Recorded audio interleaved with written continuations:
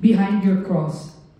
Let the name of Jesus Christ be magnified, be glorified in this place. And let the Holy Spirit give us the wisdom, the understanding, O Lord, so that we could be able to comprehend everything that what we'll be talking about this afternoon. And Father, may your servant be just the mouthpiece. And may the name of Jesus Christ be lifted up in this place. In Jesus' name.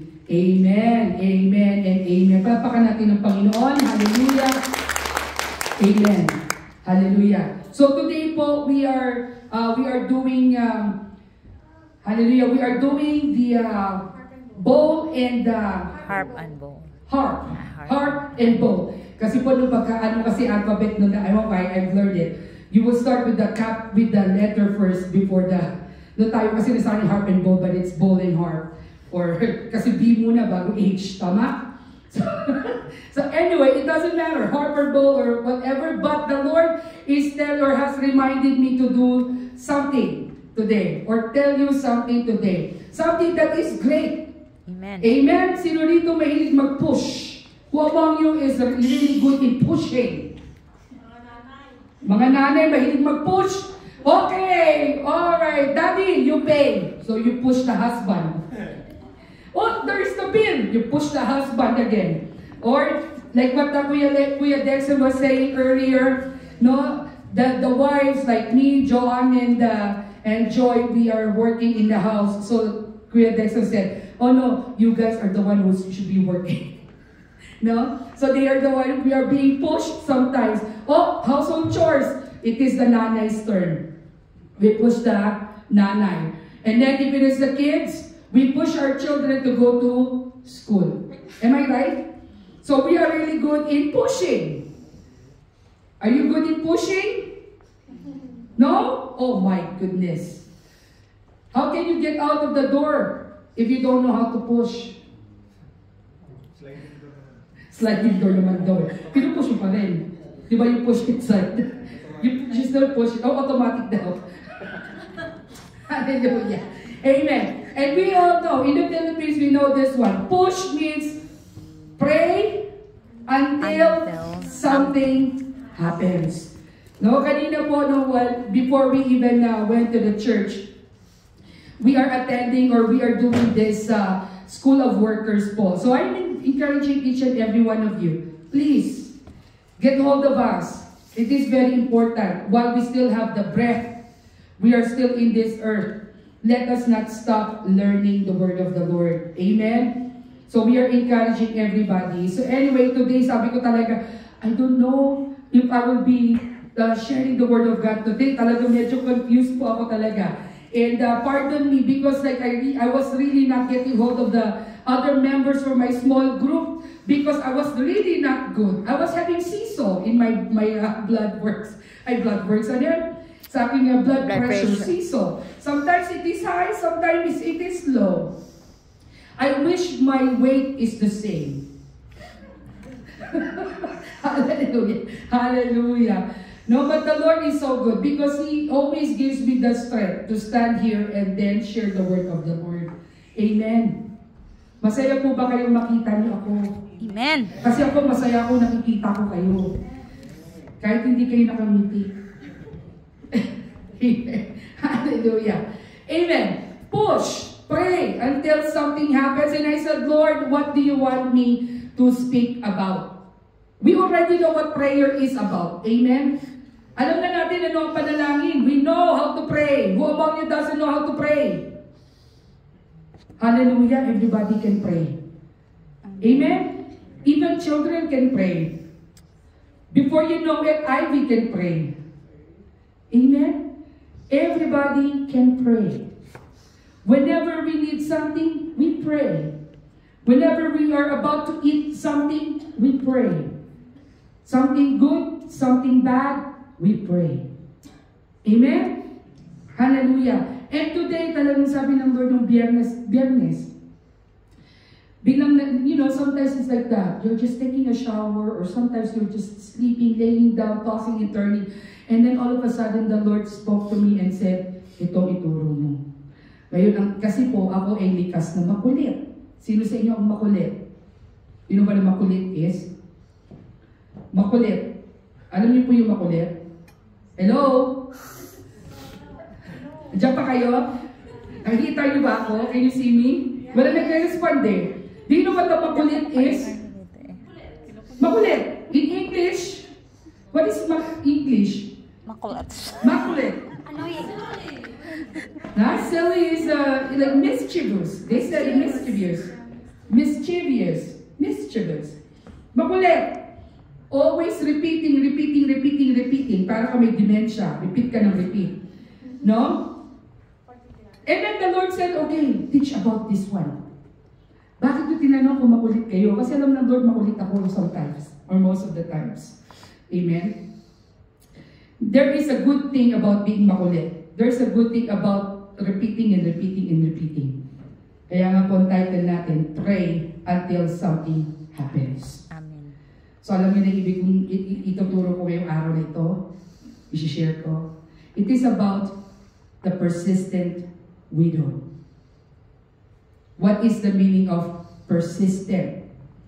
According to Brittany talaga, Britannica po ito, Britannica Dictionary, it means the quality that allows someone to continue doing something or trying to do something even though it is difficult or opposed by other people. Sinabi ng asawa mo, your husband said, I want to eat tinola or chicken soup, and then the other one says, I want to eat spaghetti. Because you are buntis, you are pregnant, you keep on bugging your husband saying, I want spaghetti. Your husband said, I want tinola. And you keep saying, no, I want spaghetti. So you keep on saying, can you buy ingredients for the spaghetti? Can you please, I want to eat spaghetti. So sa sobrang inis ng asawa mo, anong nangyari? Ang kinain nyo, spaghetti. That is the meaning of persistence. You never stop until you get it. And that is how with the kids. Am I right? You have kids. And the children always do that. They always ask you something. Sometimes you are so upset already. Sinabi na ayoko eh. I told you no. But later on, you give in. Am I right? Yes naman. Hallelujah. Alam niyo po, sabi ko sa inyo, mag-respond kayo. No? Respond para alam ko kung nandiyan kayo. Amen. Hallelujah. That is the meaning of persistence. Ang synonyms po niya, perseverance, determination, diligence. And ang Tagalog, nasa pangatlong slide na ako, ate ano. Okay. Ang Tagalog po niyan ay pagpupursige. Di ba? Talaga naganap ako ng Tagalog dito mga to. Pagtsatsaga, pagpupunyagi, pagsisikap, o pagsisipag. Hallelujah. Pag hindi niyo pa rin naintindihan yan, aba, something is wrong. Huwag niyo nang tanongin ang Ilocano dahil hindi ako marunong mag-Ilocano. Ba't laang? Yeah? Amen. Yan po ang Tagalog yan. Hindi niyo maintindihan ng persistence. Simple lang, yung nagpupursige, nagtsatsaga, nagpupunyagi. And that is what we are doing. We are trying our best. We are being persistent because we want to go to heaven. Amen? Hallelujah. Now, in Luke chapter 18, verses 1 to 8, balik tayo sa slide 2. One day, Jesus told his disciples a story to show what they should always pray and never give up. There was a judge in a certain city. He said, who neither feared God nor cared about people. A widow of that city came to him repeatedly. Take note of the word. Repeatedly. Saying, give me justice in this dispute with my enemy. The judge ignored her for a while. This is verse 4. But finally, he said to himself, I don't fear God or care about people, but this woman is driving me crazy. Imagine, the judge called that person na nakakainis na ito, na nababaliw ako sa kanya, he's driving me crazy. Amen. I'm going to see that she gets justice because she is wearing me out with her constant request. Take note of the word constant request. Then the Lord said in verse 6, learn a lesson from this unjust judge. Even he rendered a just decision in the end. So don't you think God will surely give justice to his chosen people who cry out to him day and night? Will he keep putting them off? I tell you, he will grant justice to them quickly. But when the Son of Man returns, how many will he find on earth who have faith? Hallelujah. We're not talking about 6 to 8. We're talking about the persistent widow. And what are the characteristics of this widow?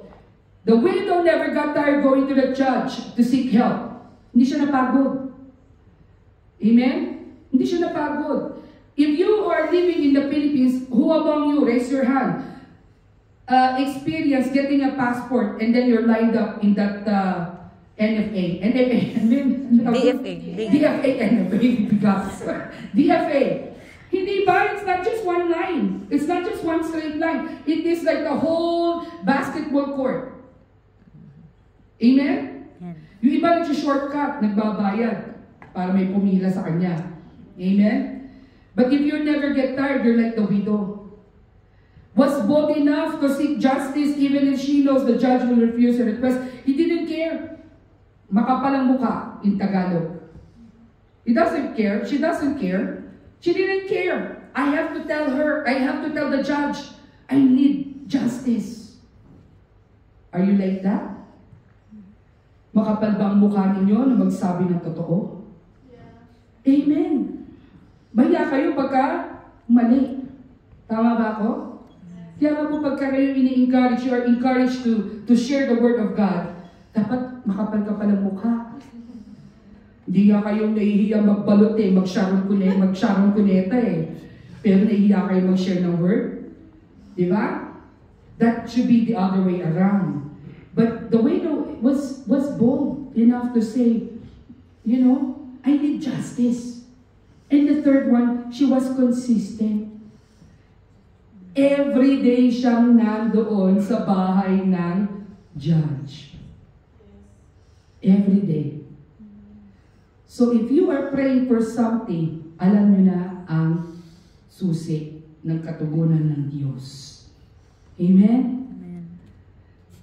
What can we learn from this story? First, we must be persistent. Just like the widow. In Luke 11:9-10, and so I tell you, keep on asking. Look at the words. Keep on asking. Pag sinabing keep on, wala ka dapat tigil sa paghingi sa Diyos. Wala ka dapat tigil ng pagkakatok sa pinto. Gusto mong pagbuksan ka ng pinto, kailangan kumatok ka ng parati. Di ba? Pag narinig niyo yung katok ng pinto, para ulit-ulit, ring ng doorbell, hindi ka ba hindi magbubukas ng pinto?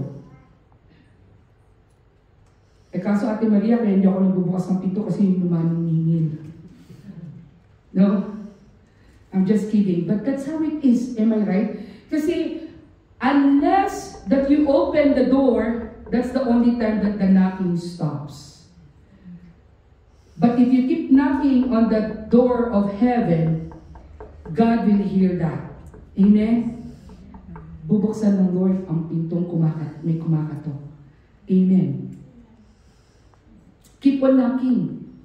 And then, sabi niya, you have to seek, keep on seeking. Sino po ba dito yung humihinto ng maghanap sa isang bagay na nawawala? Kapag nawala ang isang bagay na napaka-importante, when you lost something very precious, who among you stops looking for it? Di ba wala? Lahat po tayo papatuloy na hinahanap yun. Pag-ibig nga, hinahanap mo eh. Amen? Si forever nga, hinahanap mo eh. Amen? Hallelujah. That's how it is. Persistence is the key to life. We must keep the right attitude towards life and towards God. And we should be persistent. We have to be persistent. Sabi nga, push. Pray until something happens. Never stop praying. Never stop praying. If you think, bahala na, alam naman ni Lord yun, kasi nakalagay naman talaga sa Bible, no? Alam naman ng Lord ang aking pinagpipray. Alam naman ng Lord ang kailangan ko. Bakit ipagpipray ko pa? it is still very important that you pray for whatever it is that you need, even though the Lord knows what it is. You know why? Do you know why? That we still need to ask the Lord or talk to the Lord and pray to the Lord, even though we know God knows what you are praying for, even before you pray for it. Because the Lord wants us to have that constant relationship with Him. Amen. Amen? Amen. Pag tayo ay huminto na pong manalangin sa Diyos, when we stop praying to God, alam na ng Lord ang pangangailangan ko, I don't need to pray. The relationship is cut off. Amen? Kaya nga po, it is very important that we continuously pray. We have to be persistent. We should be consistent. Amen. James 1:6-8. Itong consistency na nandito, kakaiba ito. Hindi po ito yung day and night. Consistency meaning you should not be doubting. And James chapter 1, verses 6-8, if you know that verse, it's like paraphrasing po. This is about the waves in the ocean. Kung ang tao po, when we are praying for something, and we are like the waves in the ocean, we do not know where to go, we do not know what we really want, the Lord will not give it to you. This is the reason why it is very important that when you are praying, you have to be specific. Amen? Ako, I can testify on that. I know that. If you are praying for something, be specific. Amen. Many times, God has given it to me. God has given it to my husband. Because we are very specific with what we are praying for. Amen? Hallelujah. Hindi ko na po isa-isahin mga prayer na to kasi we have a limited time. Whatever it is that you are praying for, let us not be like the waves in the ocean. Hindi alam kung saan pupunta. Kailangan when you are praying, be consistent. Lord, this is what I want. So keep on praying for that one day and night. Ask the Lord, this is what I want, Lord. This is what I need. And then the Lord will see if it is in His will. Nakabubuti ba ito sa'yo? Ibibigay ng Lord dyan, I can tell you. The Lord will allow things. The Lord will give it to you. It may not be the same. But that's what the Lord thinks that is good for you. Amen.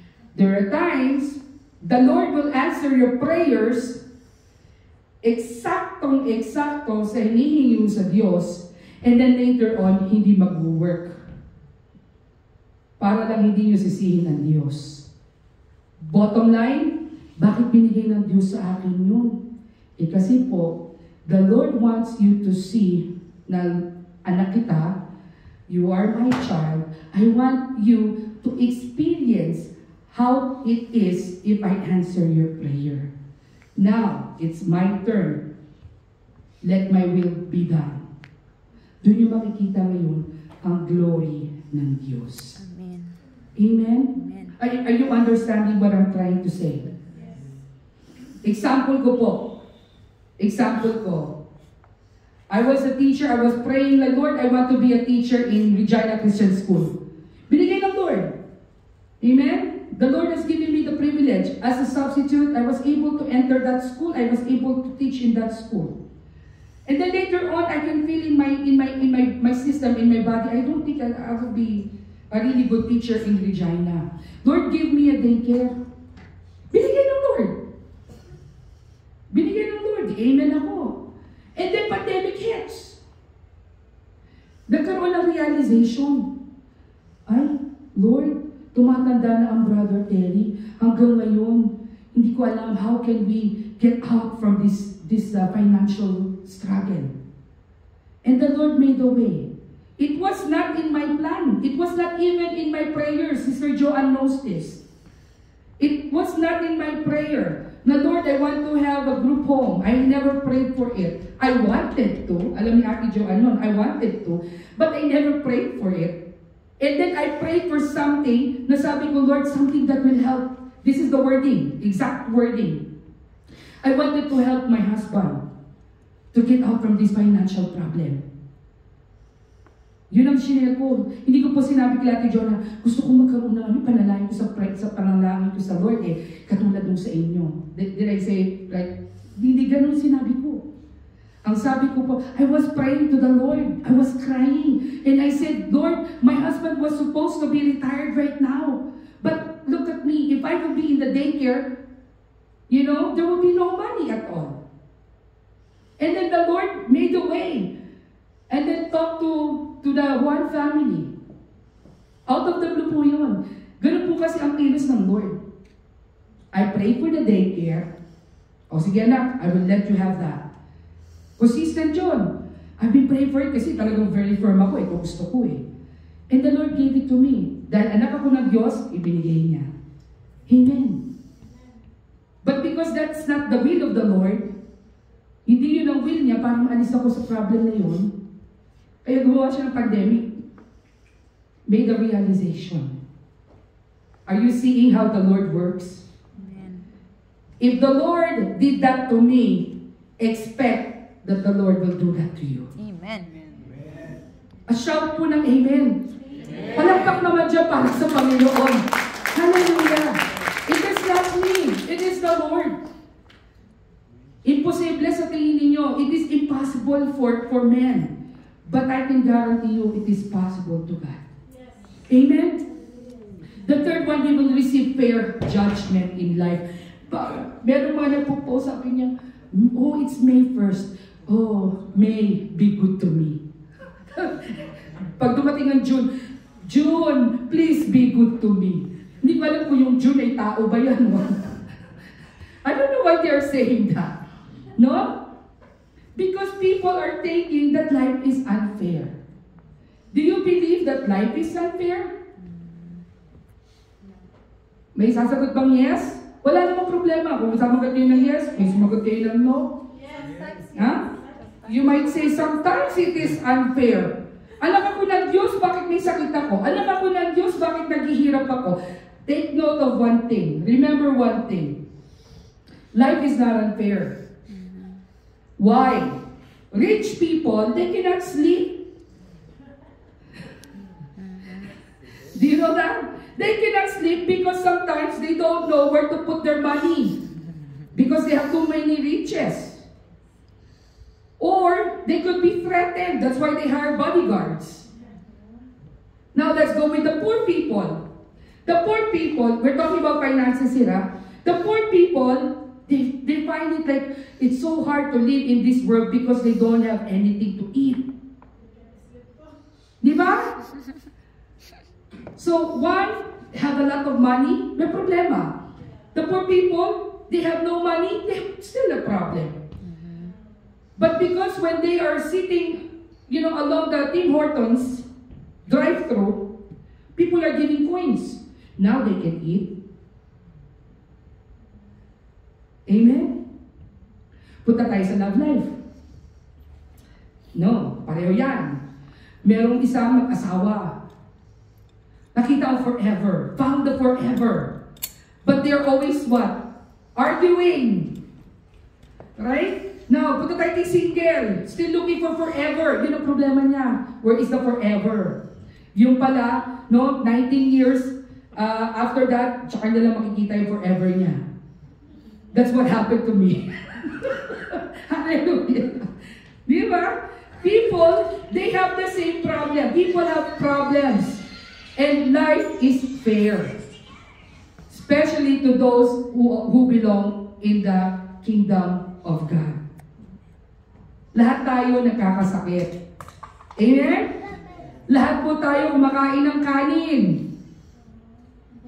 Dito na po tayo sa Canada kumakain ng jasmine. Amen?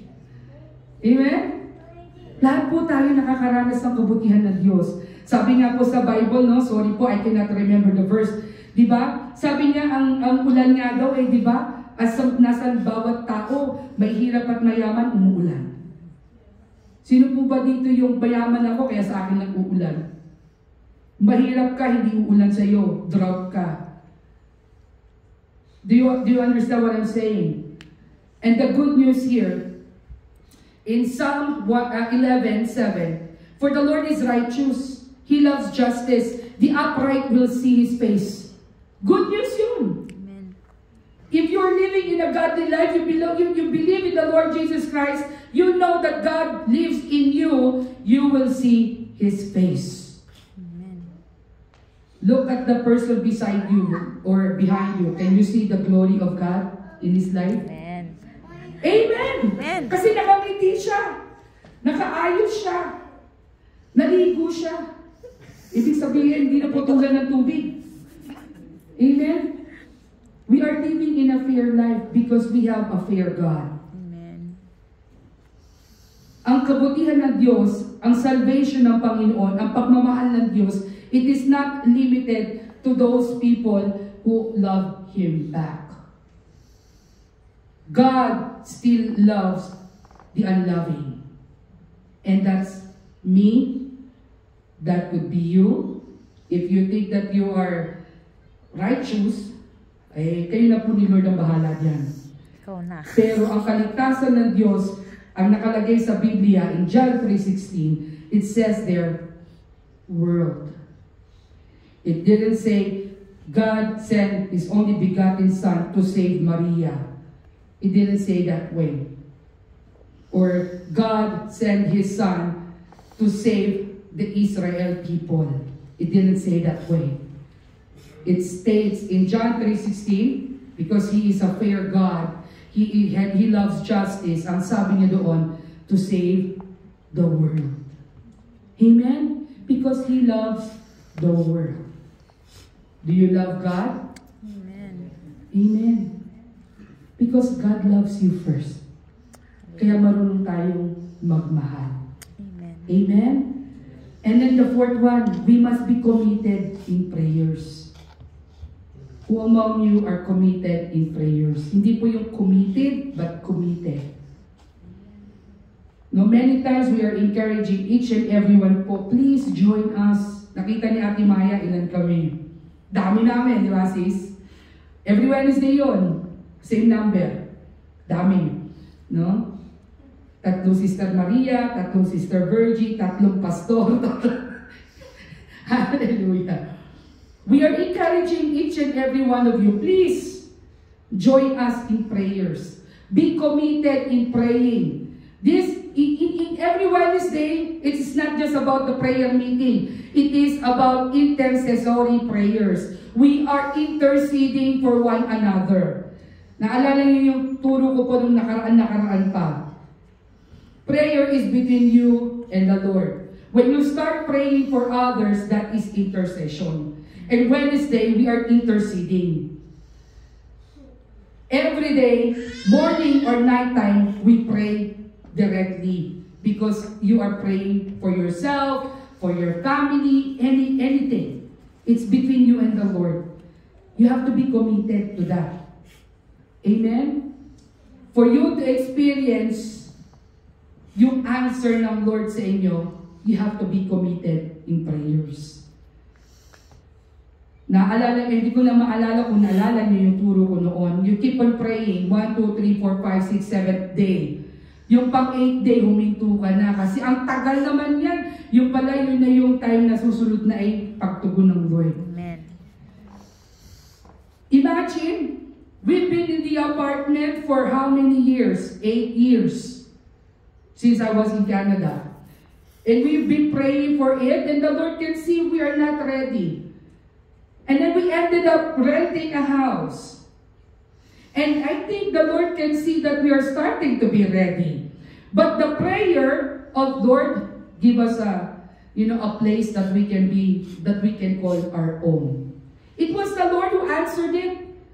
And it is an impossible dream that became to reality. Kasi po ang down payment namin ay 5% lang.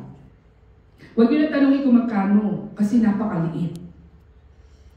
Even Brother Terry was shocked.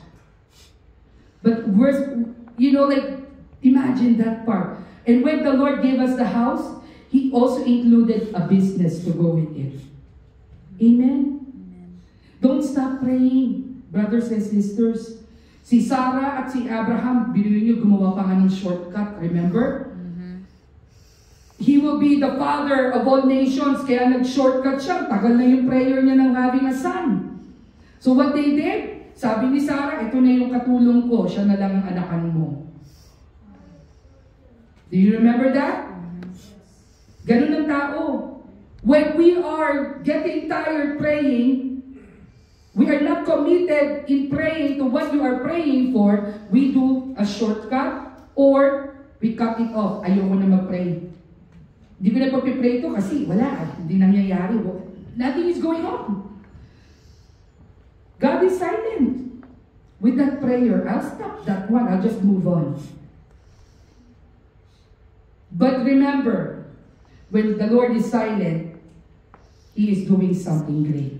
Amen. Amen? He is working for it. Working for it. Inuunan niya ang emergency. Inuunan niya emergency. At saka nakikita ng Lord kailangan na kaya niya to. Di ba? Kaya tinan nyo, ano nangyari? Ang tagal nun ilang taon si Sarah? 90 ba? 100? Di ko na maalala, sorry po ha. Paano ba nagkaanak yun? Di ba miracle yun? Ako kasi never ko pinag-pray magkaanak. Totoo lang po. Kasi ang dami ko ng anak sa Pilipinas. You know, if I will be praying, maybe just, no. Parang, nag-isip ako bigla kailan ba ako nag-pray na magkaanak ako? Pero nasabi ko sa asawa ko, I will be the one to give you the best looking grandchild. O diba? Wala nang gaganda sa breed ni Milo. Amen. Pero never ko po siya pinag-pray. Ang prayer ko lang po talaga parang, you know, to be different, to have a different life, and the Lord will use me in a different way. And doon naman ako nilagay ng Lord, to be a blessing to others. Amen? Hallelujah. Ganun din po ba ang mga prayers niyo? Long-standing prayers, imposible, mangyayari yan. Amen. Tito Peter, 100 years old ka siguro. No? Huwag kayong bibitiw sa panalangin na kung ano man yung long-standing prayer niyo. Never give up. Never give up. You know, I was 31 when I married Brother Terry. So I can't remember, yung sabi ko kasi prayer ko talaga naman po siguro as soon as I graduated college or university. I was hoping to marry not a Filipino. That was really my prayer. And the Lord has given it to me during 31 na ako nag-asawa. Matagal. Kaya nga po, whatever it is that you are praying for, it may be very impossible, it will be possible. Amen. Amen? Be committed. Hallelujah. And the last one po, we should keep our faith in God. Amen. Siyempre, walang kwenta ang panalangin mo kung hindi ka naniniwala sa Diyos. Amen? Hebrews 11:6. And it is impossible to please God without faith. Anyone who wants to come to Him must believe that God exists and that He rewards those who sincerely ask or seek Him. Maniwala kang may Diyos. Amen. Maniwala kang mahal ka ng Diyos. Huwag mong iisipin hindi ka mahal ng Diyos. Mahal ka ng Diyos. Kung sa tingin mo, if you think nobody loves you anymore, good news, the Lord loves you. God loves you. If you think that the world has turned away from you, believe that God is with you. Amen. Amen? Amen. So believe on that one because anything impossible, it will be possible. And my conclusion, may dalawang iniwan ang Lord. Amen? Verse 1, very clear.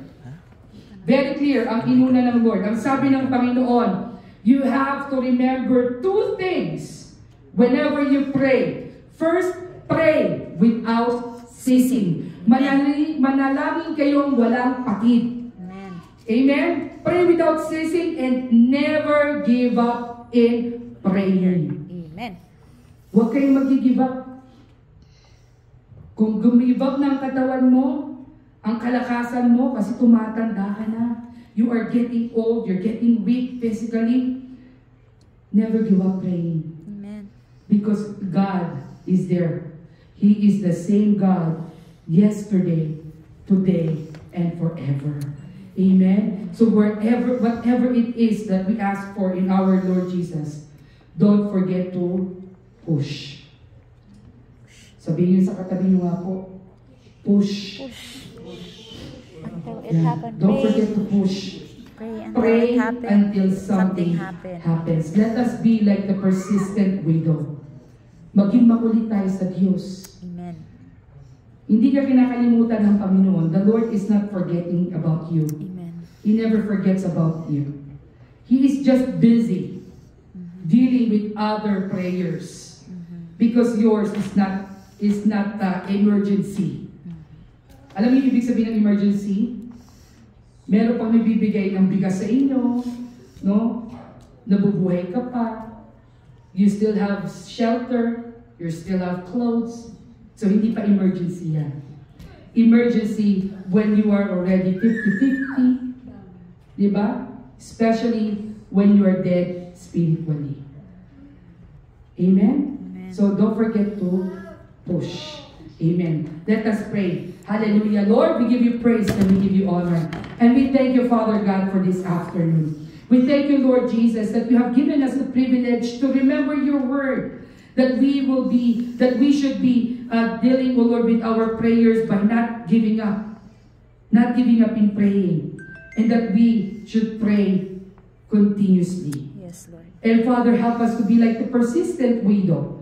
We pray, O Lord, that we will never give up on whatever it is that we are praying for, that we will never cease to pray. Hallelujah. Whatever it is, especially the long-standing prayers. Amen. Hallelujah. And Father, you can see the hearts of your people. You can see what we need. You can see what we are dealing with every day. Amen. Our jobs, our families, our relationships, anything, O Lord, that makes us cry out loud to help us, or seeking help from you. We are declaring, O God, that with the name of Jesus Christ, we pray that you deal with these things. You heal our weak bodies, O Yes, God. God. You strengthen our faith, O Lord Jesus, especially when the time happens wherein we feel that we're getting doubts, we're doubting, O Lord. We are already in need, O Lord Jesus, with our spiritual lives. We are starting to be lukewarm. We are declaring right now that you help us, O Lord, to have to ignite our spiritual lives in the name of Jesus Christ. Father, deal with our problems, O God. Deal with the trials that you allowed us to have. And we know, O Lord, that this pruning that you are doing in our lives, we know that this is a way for us to grow spiritually. Yes, Jesus. Lord, we are declaring, O God, right now, and declaring, O Lord Jesus, the blessings and the favor upon your people. Hallelujah. Help us, O Lord, to be consistent, to be persistent in asking or in praying to you.